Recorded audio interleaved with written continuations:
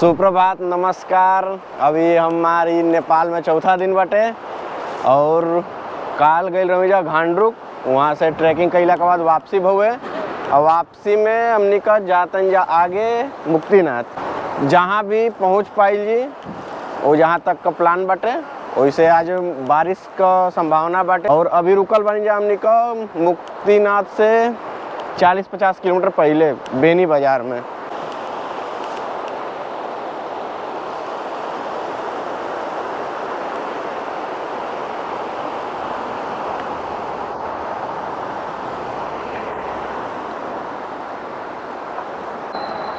और यहाँ भी माघ संक्रांति मेला लगेला। देखा जा लिखल बटे माघे संक्रांति मेला।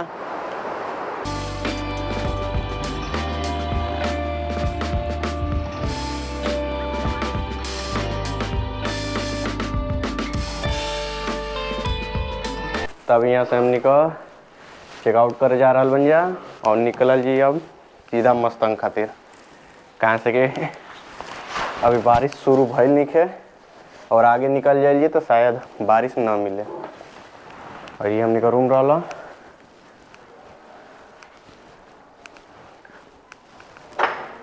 और बाकी एक रूम ही रहा।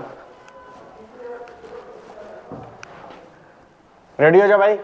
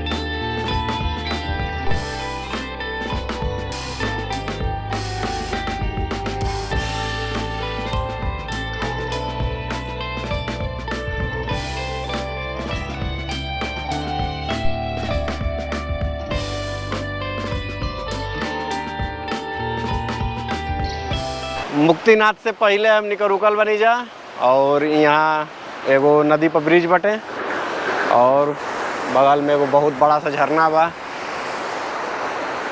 काफ़ी शानदार जगह बाटे। वैसे मज़ा तो असली बाटे बाइक से ही आवे में।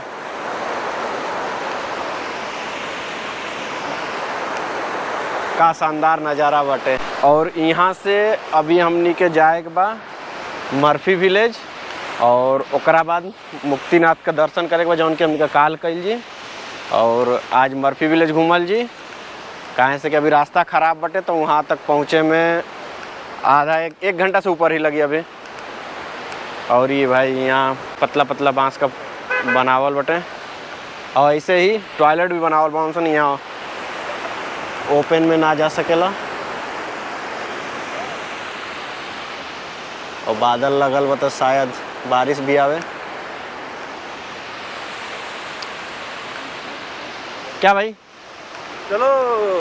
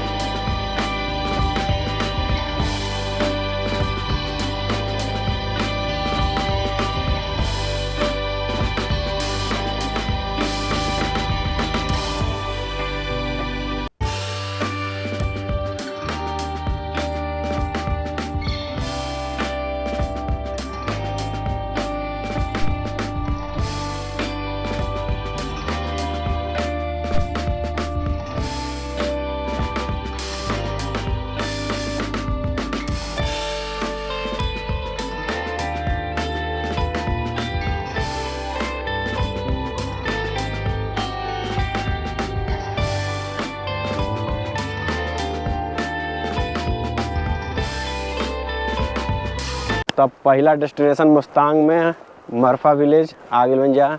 मरफा विलेज काफ़ी फेमस बाटे और यहाँ का व्यू बाटे। यहाँ रुके खातिर होटल वगैरह का अच्छा व्यवस्था बाटे। एक रात यहाँ स्टे करी जा सकता। एक साइड में मिट्टी का पहाड़ बा और दूसरा साइड में पत्थर का।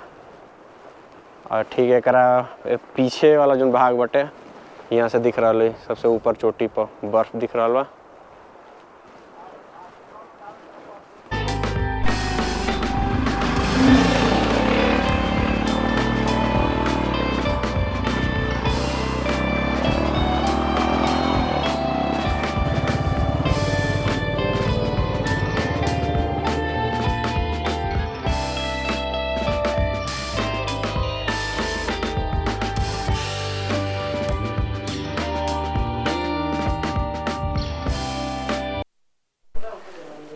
यहाँ मंदिर के सामने लगल बा।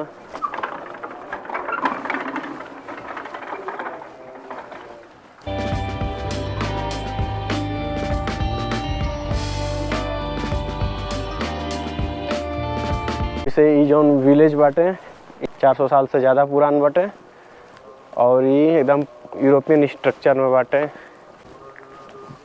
और ये जौन पुराना वाला भाग बाटे एमा ताला लग चुकल बाटे मैक्सिमम घरन में। अभी एंट्री करत समय जौन रहला वो नया वाला रहला तो वहाँ होटल वगैरह सब बनल बाटे। गजब का एकदम जैसे लगा था कि मिट्टी का पहाड़ है। पूरा ताला बंद बाटे। तबेला ही लगा था। और ये पानी का निकासी की व्यवस्था बाटे किनारे किनारे।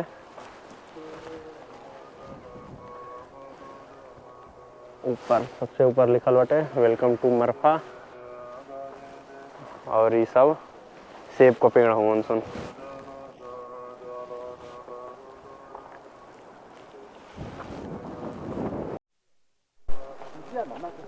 ऊपर देखते हैं घर कैसा है।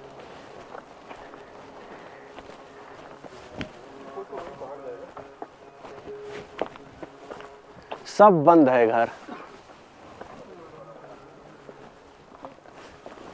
अरे तो 450 साल पुराना है ये है। हाँ 450 साल पुराना है। हाँ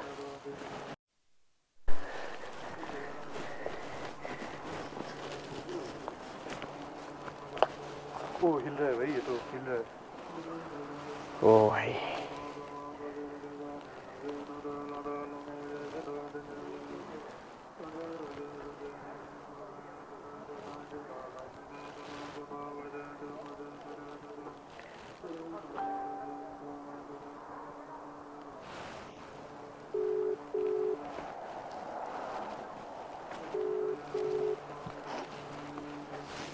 मरफा लगभग 450-500 साल पुरान शहर बाटे। शहर का छोटा सा गांव बाटे।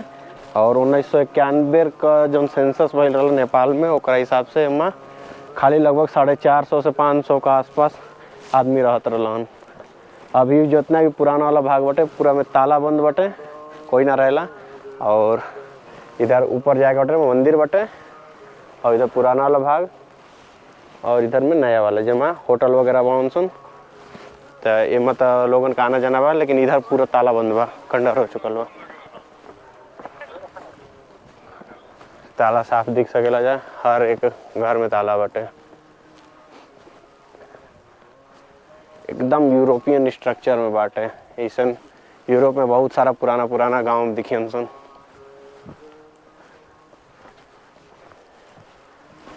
ये अपन यूनिक एगो स्ट्रक्चर खातिर बहुत फेमस जगह बाटे।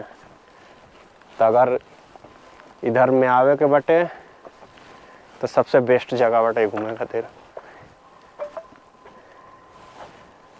तो अब हमने का मरफा विलेज घूम लेल बन जा और अब यहाँ से जा रहल बन जा जॉनसन। वहाँ स्टे कर जी और कल चल के मुक्तिनाथ का दर्शन कर जी।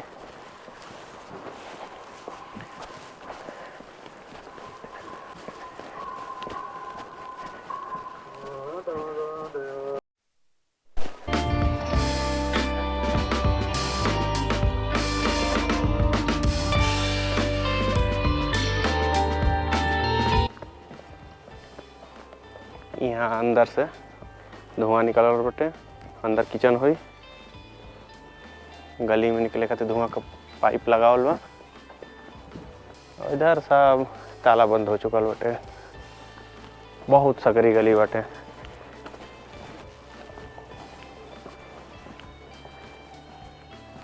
बहुत ही कंजेस्टेड बा।